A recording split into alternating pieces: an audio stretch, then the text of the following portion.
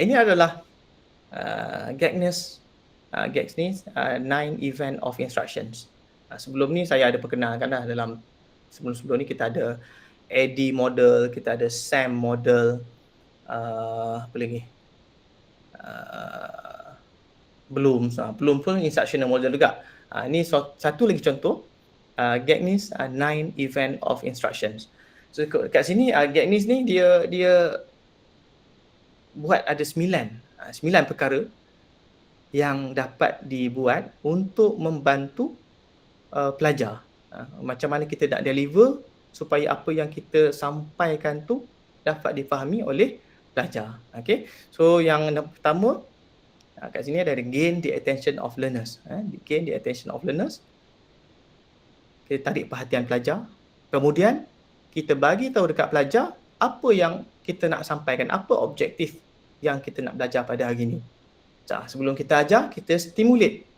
Kita recall balik prior learning. Kalau macam contoh belajar control. Sebelum tu saya akan recall dulu Laplace. Sebab Laplace ada keperluan kat dalam control. So kita buat stimulate lah, tanya ke, kita buat diagnostic quiz ke, sebagainya kan. Kemudian kita present the content. Present the content ni panjang cerita lah. Present the content, macam mana nak present. Kemudian macam tadi kita provide learning guidance, kita guide kepada pelajar tersebut. Kemudian kita elicit performance, kita tengok performance, kemudian kita bagi feedback, kemudian kita assess performance, kemudian kita enhance retention and transfer to the job. Okay, kita tengok satu-satu. Okay, gain the attention of the learners. So kalau kita nak mengajar, macam biasalah, kalau masuk-masuk pun kita dah start tone dia monotonous je. Dia mula 5 minit tak sampai dia dah boring. So macam mana nak buat? Kita boleh lah macam-macam kita buat. Tanya soalan kan. Lepas tu minta students tanya kawan-kawan ke. Kalau macam contoh, kalau macam minggu kedua, contoh kan minggu kedua kita masuk je kelas, kita akan tanya, okay, last week kita dah belajar sekian-sekian kan. So kalau minggu ni kita nak belajar sekian-sekian. Lepas tu kita pandai-pandai lah. Pandai-pandai masing-masing kan. Masing-masing dah ada gaya masing-masing. Tapi kita kena cari cara untuk kita tarik perhatian pelajar lah. Kita tarik perhatian pelajar. Kemudian, yang ni saya rasa sangat-sangat penting. Sebabnya kalau kita tak bagi tahu dekat pelajar, learning outcome dia akan jadi macam terawang-awang. Dia tak ada hala tuju.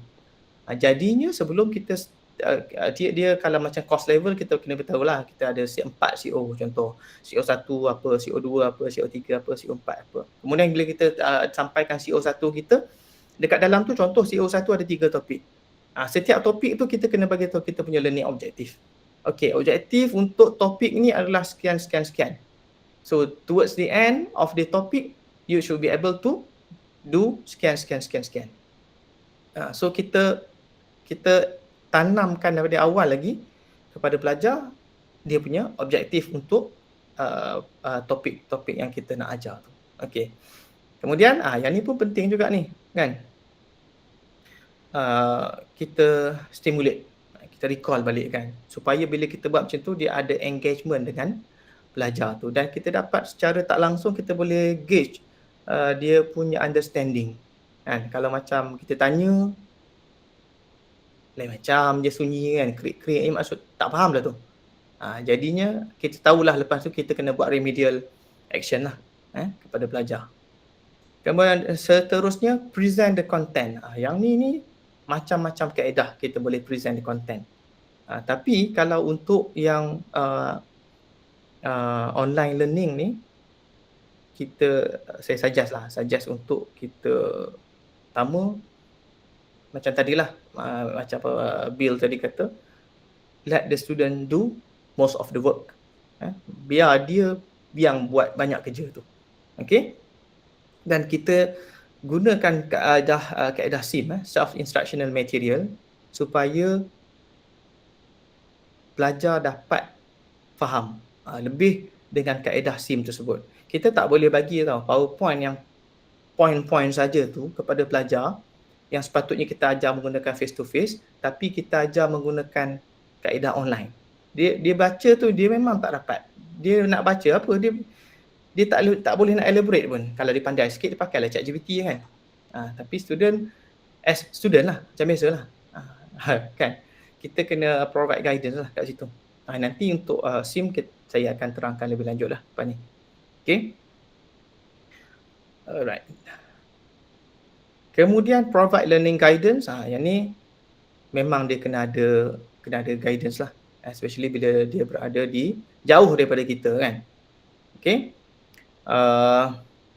Provide instructional support as needed. Scaffolding that can be removed slowly as the students learn and master the task of content. Biasanya kita scaffolding kita buat sikit-sikit supaya dia dapat master topik tu. Jangan kita bagi je tu terus lepas. Memang dia punya learning curve dia tinggi lah. Dia pun ada subjek lain juga. Dia nak belajar kan. Kita ajar satu subjek, dia belajar 4-5 subjek. Jadinya kita kena bantu dia. Dan yang masuk dari Unimath ni bukan yang krim-krim. Banyak, berapa peratus lebih daripada 90% kot. Yang masuk Unimath ni pelajar lepasan diploma dan TVET. Sebab yang masuk, tak ingat daripada STP tak sampai 200 orang. Matrikulasi STP tak sampai 200 orang pun. Last year punya. GC punya statistik saya tak tahu. Tapi kita kena bantu pelajar tersebut. Okay. Bagi contoh kan, kadang-kadang dia tak nampak. Student ni biasalah, kalau kita bagi teori je, tak ada contoh, dia memang akan payah nak nampak. Bagi contoh. Kemudian kalau dapat bagi real life application pun boleh bagi real life application. Okay, case study ke dan sebagainya. Kemudian seterusnya, elicit performance.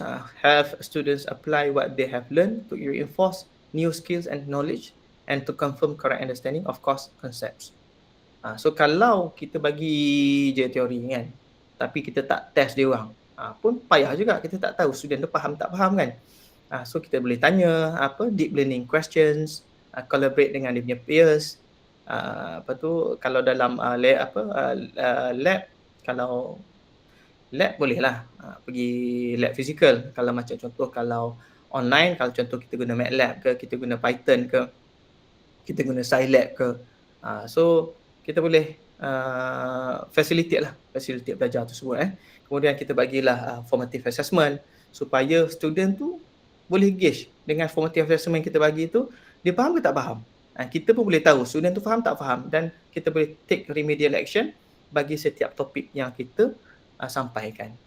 Student ialah dia kalau kadang-kadang kalau kita bagi di luar kelas, dia akan tanya, dia akan complain lah, banyaknya lah aktiviti lecturer ni bagi kan. Mungkin kita boleh sebahagian dia kita bagi dalam 1 jam lecture tu 15 minit kita bagi lecture. Selebihnya kita buat aktiviti dan dalam masa yang sama kita introduce new knowledge lagi. So supaya dia tak rasa terbeban sangatlah. Okay. Alright. Kemudian kita boleh design lah quizzes, test yang dapat bantu pelajar untuk dia orang demonstrate dia punya pemahaman dia orang. Pemahaman, sebabnya kalau kita bagi macam contoh macam ni, kita tukar nilai sikit je. Lepas tu kalau dia tak boleh buat tu, maksudnya dia memorize lah. Dia tak betul-betul understand. Macam tu. Okay. Seterusnya, provide feedback. Saya rasa feedback ni sangat-sangat penting. Kadang-kadang kita bagi aktiviti, kita bagi assessment, tapi kita tak bagi feedback kat pelajar. Pelajar tu pun terawang-awang. Betul ke dia buat ni? Betul ke salah ke? Kalau salah, kenapa salah? Kalau betul, kenapa betul? Kan? So, feedback ni sangat-sangat penting lah. Sangat-sangat penting supaya student tu dapat belajar daripada kesilapan. Okay. Seterusnya adalah assess performance. Assess performance, yang ni macam tadilah. Kalau kita buat formative assessment, kita tengok, kita boleh assess lah dia punya performance student tu, faham ke tak faham ke kan. Lepas tu kita tengoklah sebelum, kalau macam kita contoh buat remedial assessment ataupun remedial class kan. Sebelum macam ni, selepas macam mana? Adakah ada peningkatan? Kalau tak ada peningkatan, dekat mana silapnya? Kan? Lepas tu rubrik. Kalau macam soalan-soalan yang berbentuk subjektif ni memang kena ada rubrik lah. Rubrik dan rubrik tu kita kena bagi kat student lah. Bagi pada student supaya student tahu apa yang kita nak nilai sebenarnya. Kadang-kadang kalau tak bagi rubrik tu dia akan buat apa yang dia faham lah. Tapi sebenarnya tak align dengan apa yang kita nak. Lepas tu markah pun jadi rendah. Tak adil lah untuk dia orang. Kan? So kita kena bagi rubrik kat dia orang, ini yang kita nak nilai sekian. Okay? Seterusnya yang terakhir, yang ke-9, enhance retention and transfer dari job. Help learners retain more information by providing them opportunities to connect course concept to potential real world applications. Okay, kalau isolating course content, avoid isolating course content. Kalau dia kita bagi tapi tak ada contoh yang dia boleh nak imagine, kan payah juga kan, dia tak boleh nak relate kan. Macam itulah. Incorporate questions from previous tests in subsequent examination to enforce course information. Kita dah tanya dah dalam formative assessment sebelum ni. Kita tambah lah. Untuk next ni kita tambah sikit-sikit. Kita selit-selit yang sebelum tu. Kan? Supaya kita dapat reinforce lagi pemahaman dia orang kepada topik yang sebelum tu. Okay. Kemudian mungkin boleh convert information. Convert information from one format to another format. Dia sebelum ni format dalam bentuk teks, lepas tu kita minta convert kepada bentuk video ke, convert kepada bentuk heat map ke, mind mapping ke dan sebagainya.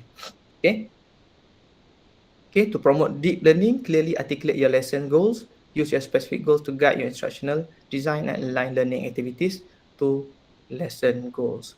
So kita kena create aktiviti penyampaian yang menuju ke arah kita punya goal, kita punya objektif bagi lesson tersebut lah.